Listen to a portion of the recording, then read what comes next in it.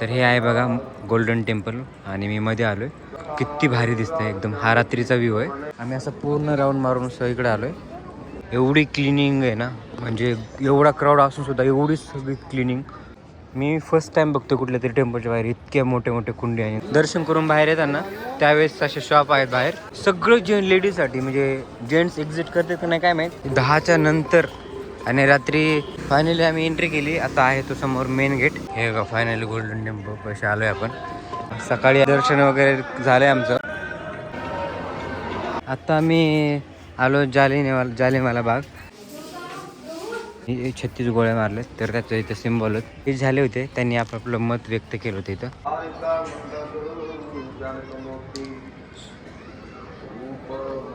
हे किती मोठं आहे ना, खूप मंदिर मोठं आहे. आणि मेन जे आहे तिथे आहे आपलं गोल्डन टेम्पल. आम्ही असं पूर्ण राऊंड मारून सगळीकडे आलोय. आणि आम्ही जस्ट आता प्रसाद पण खाल्लाय आणि आता जातोय आम्ही थोडंसं बाहेर.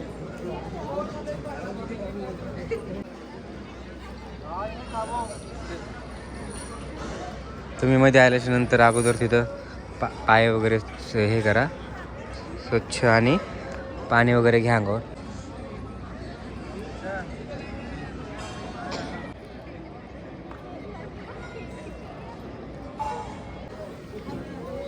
हे बघा किती मोठं हे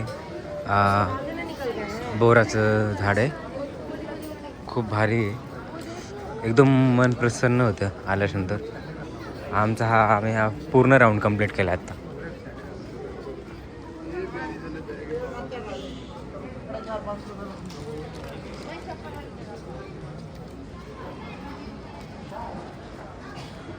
आणि हे जे आहे ते आउटसाईड एरिया मंदिराच्या.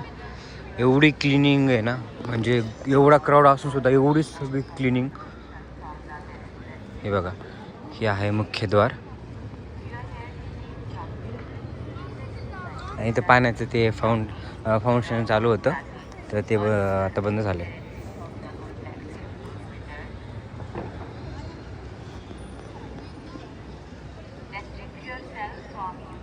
आता आम्ही चाललो बाहेर.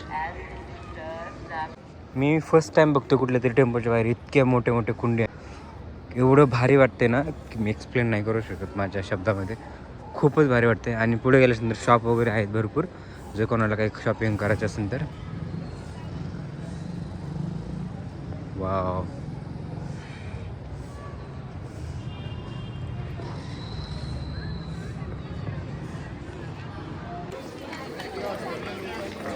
हे बघा हे जे आहेत तुम्ही जसं दर्शन करून बाहेर येतात ना त्यावेळेस असे शॉप आहेत बाहेर, तर तुम्ही खरेदी करू शकता जे काय पाहिजे तुम्हाला. आणि रात्रीचा लुकच एवढा भारी वाटते ना.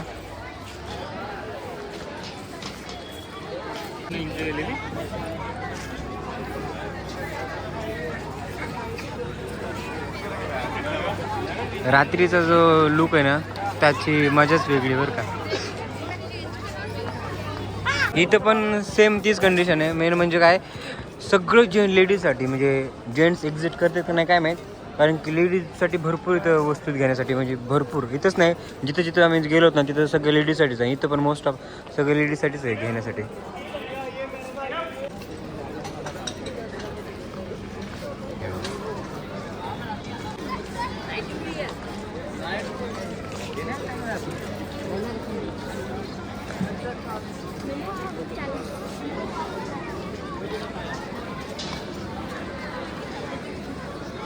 जुते वगैरे आहेत लेडीजसाठी इथं.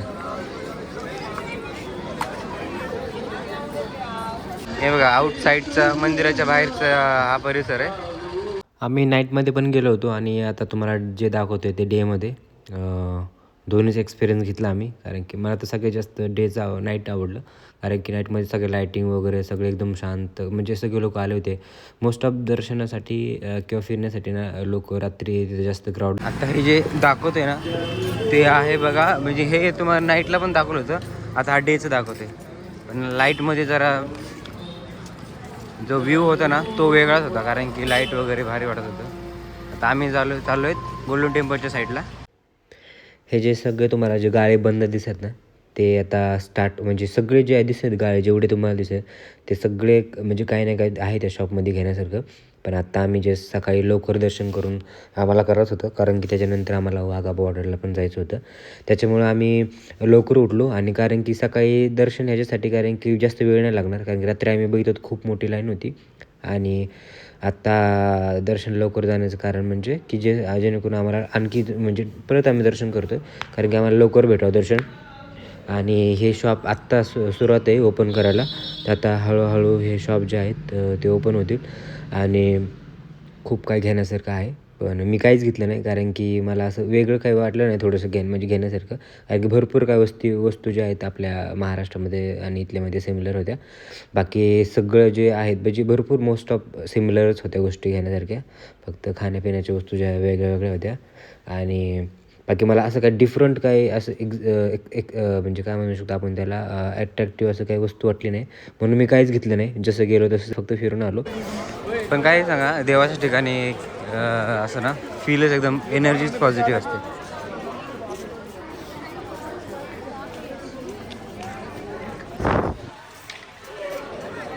बॅकग्राऊंड नॉईज भरपूर येईल तरी तुम्ही ॲडजस्ट करा. आणि तो जरा मेन गेट तिथून आपण मध्ये जाणार आहेत तिथून गोल्डन टेम्पलमध्ये.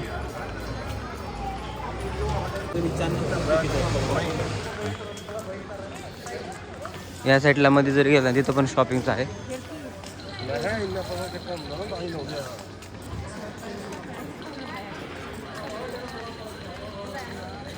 हे जे बाहेर दुकान दिसत ना तुम्हाला त्या पण म्हणजे कुठल्या पण प्लेसचे ना एक तिथे एक काय म्हणते हे शोभा वाढवतात. कारण की ह्याच्याशिवाय हेच नाही म्हणजे कुठेच असं. कारण लोक मोस्ट ऑफ जस्ट येतात ना त्यावेळेस शॉपिंग पण बघतात वगैरे ह्याच्यामुळे आणखी भारी वाटते ते. आता आम्ही ह्या साईडला टर्न करून शूज वगैरे काढणार आहे आणि नंतर मग मध्ये एंट्री करतो. फायनली आम्ही एंट्री केली. आता आहे तो समोर मेन गेट तिथून मध्ये जायचं पाय वगैरे स्वच्छ करून. हे बघा क्लिनिंग वगैरे चालू येतं. क्लिनिंगच्या बाबतीत ना नेक्स्ट लेवल एकदम स्वच्छ एकदम भारी सकून. हे बघा फायनली गोल्डन टेम्पल पैसे आलो आहे आपण. फायनली आम्ही मध्ये पोचलो गोल्डन टेम्पलच्या एकदम जवळ. आणि तिथून आम्ही पुढे गेलो आणि आमचं दर्शन झालं होतं सकाळी. गोल्डन टेम्पलनंतर आम्ही मध्ये शूट करायला अलाउड नाही म्हणून आम्ही थोडं मध्ये गेल्यानंतर थोडंसं शूट केलं जे तुम्ही आता बघताय. आणि त्याच्यानंतर मग दर्शनाला थांबलो आम्ही. जवळजवळ आम्हाला 1.5-2 तास लागले. तरी पण काही कमीच होते ते कारण की रात्री जर गर्दी एवढी होती ना तर आम्हाला खूप 2-3-4 तरी तास आरामात लागले असे. त्याच्यामुळे आम्ही असं बाहेरून थोडंसं दर्शन घेतलं आणि मग सकाळी लवकर उठलो. हेच कारण होतं लवकर उठण्याचं कारण की आम्हाला दर्शन करून पुढे पण जायचं होतं. तर आम्ही एंट्री केली म्हणजे सकाळी फ्रेश लवकर होऊन आम्ही मध्ये गेलो आणि नंतर लाईनला थांबून आम्ही दर्शन वगैरे घेतलं. आणि तिथं जो बाहेर निघताना प्रसाद भेटतो एकदम एकदम भारी भेटतो. तो कालच खायचा होता आम्हाला रात्री. त्याच्या एक दिवस जसं रात्री आम्ही गेलो ना त्याच वेळेस खायचा होता पण आम्ही गेलो नाही त्या साईडनी. अरे आम्हाला माहीतच नव्हतं इकडनं पण घेऊ शकता. तर आम्ही ज्यावेळेस दर्शन करून बाहेर आलो तर त्यावेळेस आम्हाला बाहेर येताना दिसलं की अरे तुम्ही दुसऱ्या साईडने पण हे घेऊ शकता. बाहेर जाताना एक तुम्हाला फायनल लुक दाखवला. हे का हा मॉर्निंगचा लुक आहे आणि हे रात्री मिस झालं आपल्याकडून फाउंटन कारण की बाहेर येऊपर्यंत बंद झालं होते.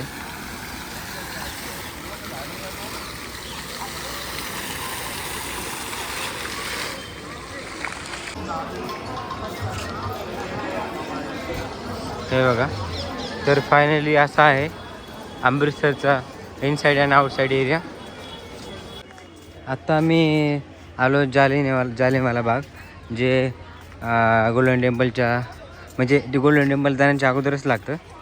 तर आम्ही मध्ये एंट्री केलेली आणि हे आहे बघा लोकेशन. इकडून एंट्री आहे आणि तिकडे एक्झिट आहे.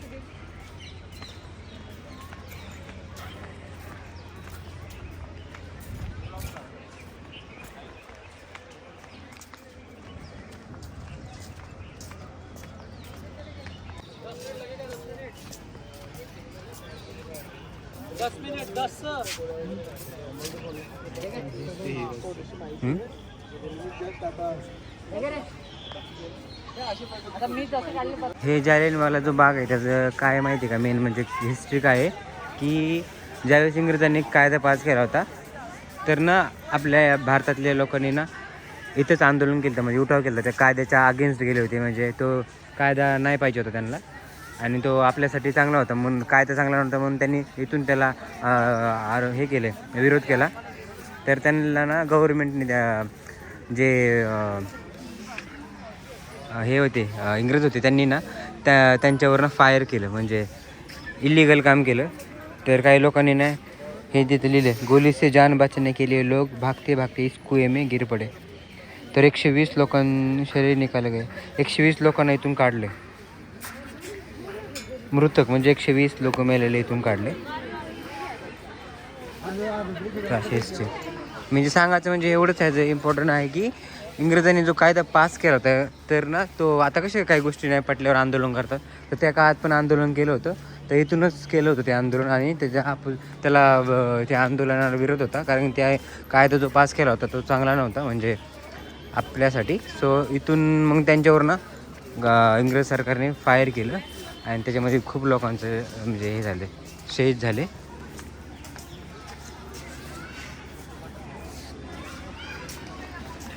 तर तसे हे आहे त्या हिस्ट्रिकल मुमेंट. आणि मला वाटतं गोळी वगैरे मारलेली त्याचे सिम्बॉल आहे त्याच्यावरती भिंतीवर. हे बघा ते असे सिम्बॉल आहेत, म्हणजे ते गोळी मारल्याचे ते आहे निशाण इथं रेकॉर्ड करून ठेवलेले त्यांनी. त्या भिंतीवर एक हिस्ट्रीनं तिथं मेन्शन केलेली की ज्यांनी ज्या अधिकाऱ्यांनी ना गोळ्या किती केल्या, 28 चिन्ह हे ते 28 सिम्बॉल होते.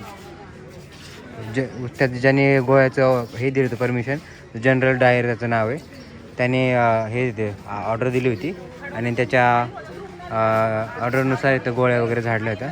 तर असं मेन्शन केलेलं इथं. आणि ते असं जे आपल्या भारतीयांनी जो त्यांच्या म्हणजे जो विरुद्ध त्यांच्या जो आंदोलन केलं होतं तो रॉलेट ॲक्ट होता. हे बघा हे, तर ह्याच्या विरुद्ध जे आपले भारतीय होते त्यांनी विरोध केला होता, त्याच्यामुळे ही एवढी मोठी हिस्ट्री घडली. त्याच्यानंतर बघा हे गॅलरी आहे आणि मध्ये तुम्हाला दाखवतो, खूप भारी बघण्यासाठी पूर्ण इन्फॉर्मेशन दिली आहे बोर्डवरती.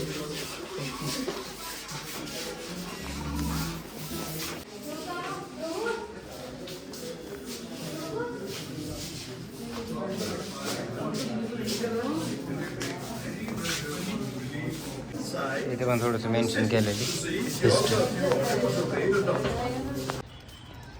आता आपण ते सगळं बघून एक्झिट साईडला चाललो आहे, त्या साईडला बघू काय आहे का.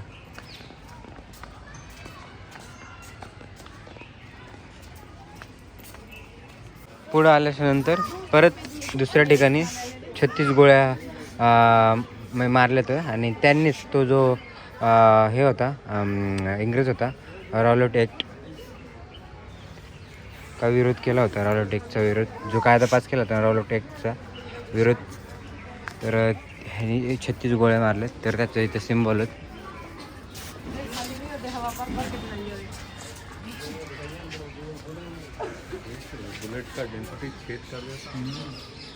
बघा त्या काळात पण म्हणजे बुलेट एवढे आहे, एवढे मोठे छेद केले. तर बघा बघू शकता त्यावेळेस का असं एवढं हे होतं रेंज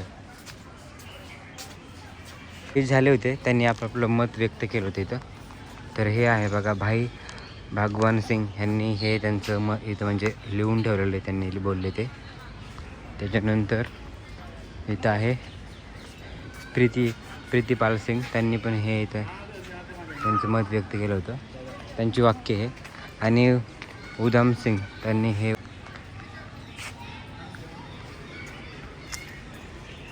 त्याच्यानंतर शहीद भगतसिंगजी त्यांनी लिहिलं होतं एवढं, they may kill me but they cannot kill my ideas,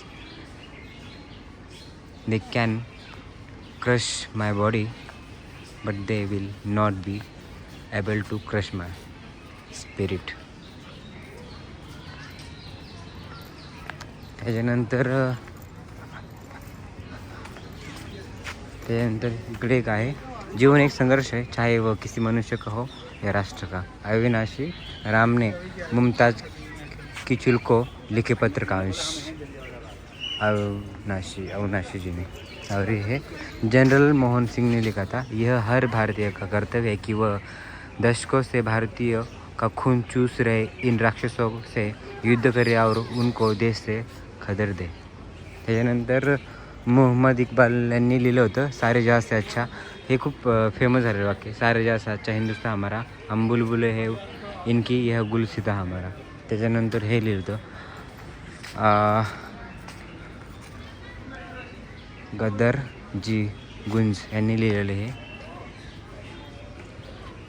त्याच्यानंतर हे आहे सुपेंद्र कर हां, त्यांचं हे लिहिलेलं आहे, दिसत नाही ह्याच्यामध्ये, हे बघा असं। आणि लास्टचं आहे, नाही याच्या पलीकडे पण आहे, लाला लजपत राय जे आहे त्यांनी लिहिलं होतं हे वाक्य, हमारे ऊपर किया गया हर अत्याचार ब्रिटिश साम्राज्य के ताबूत की किल साबित होगा।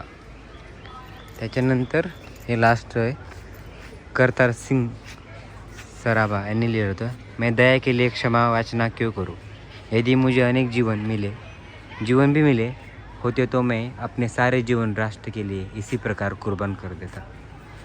तर हे त्यांची हिस्ट्री आहे, त्यांनी जे शहीद झाले त्यांनी आपले आपले मन व्यक्त केले होते ते इथं त्यांचा लिहून ठेवलेलं आहे। तर असं होतं गोल्डन टेम्पलचा ब्लॉग। तर तुम्हाला हा ब्लॉग कसा वाटला मला कमेंट करून नक्की सांगा।